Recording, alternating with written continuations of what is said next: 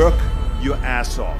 There is no magic pill. It drives me crazy to go to the gym. You read 1 hour a day. I went and worked out 5 hours a day, and I was working on construction with 24 hours a day. Organize your day. Work hard. I'm here to talk about success.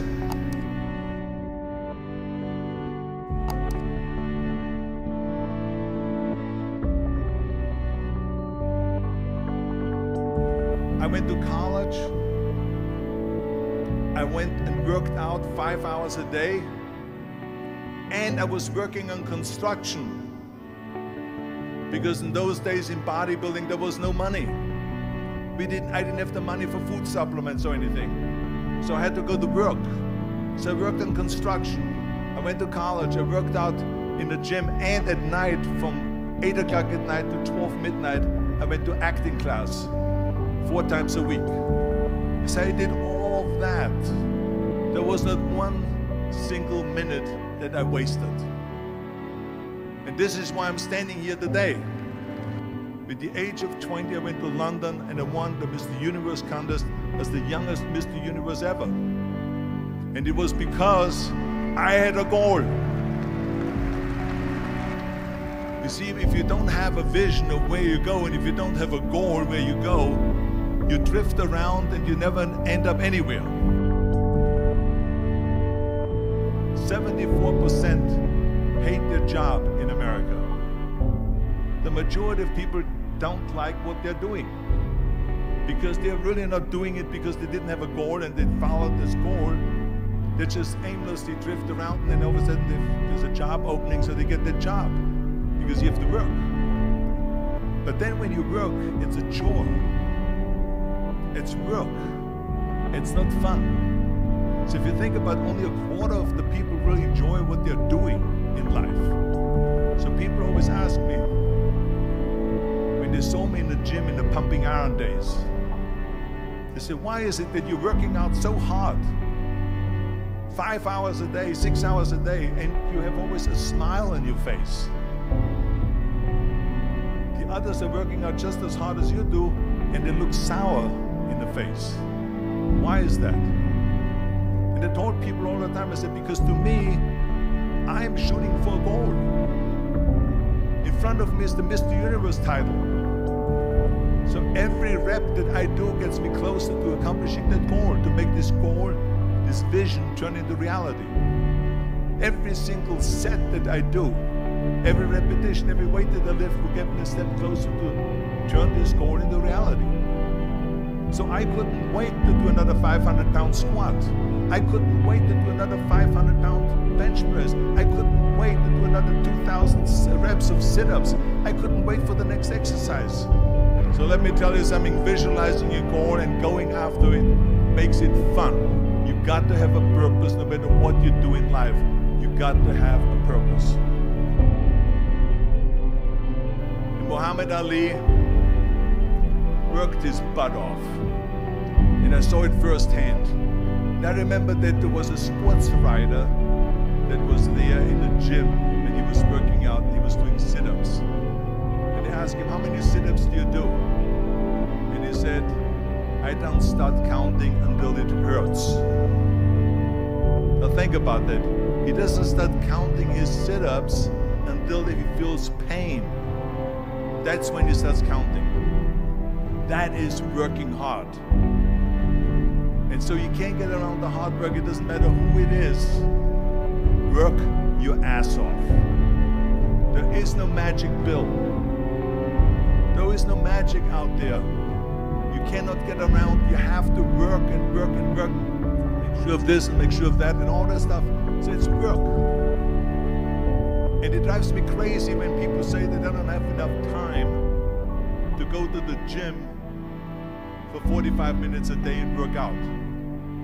Or to do something for 45 minutes to an hour a day to improve. If it is physically improve or if it is mentally to improve. Imagine you read 1 hour a day about history. How much you will learn after 365 hours in 1 year. Think about if you study about the history of musicians, of composers, how much you would know. Imagine if you would work on the business, on some business that you want to develop every day for an hour. Imagine how further along you would go and get. So it drives me nuts because we have, when people say we don't have the time, we have 24 hours a day. We sleep 6 hours a day, so that gives you still 18 hours. And there's someone shaking their head out here in front. They say probably, I don't sleep 6 hours, I sleep 8 hours, right? Or just sleep faster. So we have 18 hours a day. The average person works around 8 to 10 hours. So let's assume it's 10 hours, so we have 8 hours left. Then you travel around an hour a day, maybe 2 hours a day. So now you have still 6 hours left. So what do you do with the 6 hours? What do you do with the 6 hours? Then we eat a little bit, then we schmooze a little bit, talk a little bit to people and all that stuff. But you can see how much time there is available if you organize your day. So you got to work hard. I hate plan B. And I tell you why. Because we have so many doubters, as I've said earlier, the no-sayers. We have so many of those people that say no and you can't do it, that's impossible. That is okay because we just turn off, as I said earlier, and we listen and we hear the no being a yes. You can't do it, you can't do it, and all of that. So that is possible to do that amongst all the negative people around you. But when you start doubting yourself, that's very dangerous. Because now what you're basically saying is that if my plan doesn't work, I have a fallback plan, I have a plan B. And that means that you start thinking about plan B, and every thought that you put into plan B, you're taking away now that thought and that energy from plan A.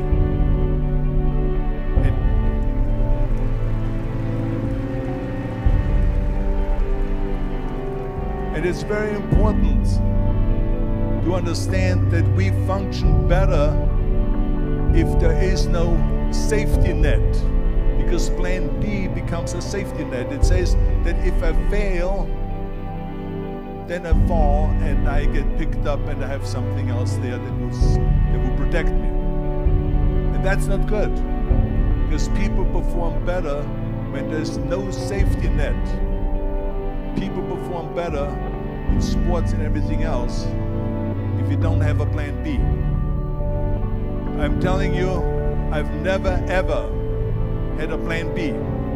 I said I made a full commitment that I'm gonna go and be a bodybuilding champion.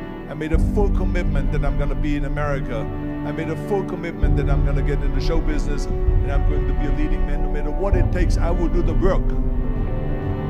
I will do the work over and over and over until I get it. And the same was in politics, in everything like that. So to me, it is very dangerous to have a plan B, because you're cutting yourself off from the chance of really succeeding.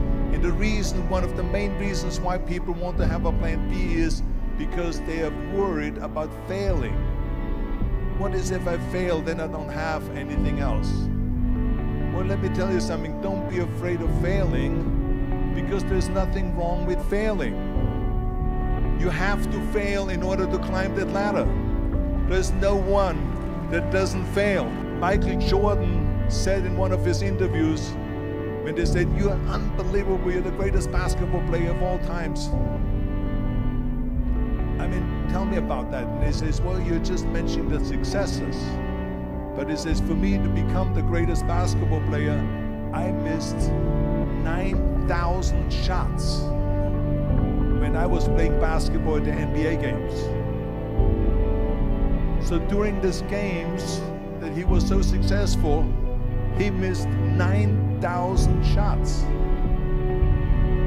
Does it make him a failure? No. He's one of the greatest basketball players of all times, but he failed 9,000 times. Do you get it? We all fail. It's okay.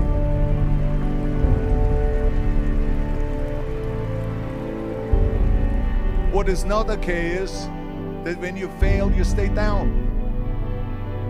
Whoever stays down is a loser. And winners who fail and get up, fail and get up, fail and get up. You always get up. That is a winner. That is a winner. I failed in bodybuilding. I lost bodybuilding competitions. I lost powerlifting competitions. I lost weightlifting competitions. I had movies that went in the toilet and that were terrible. We got the worst reviews.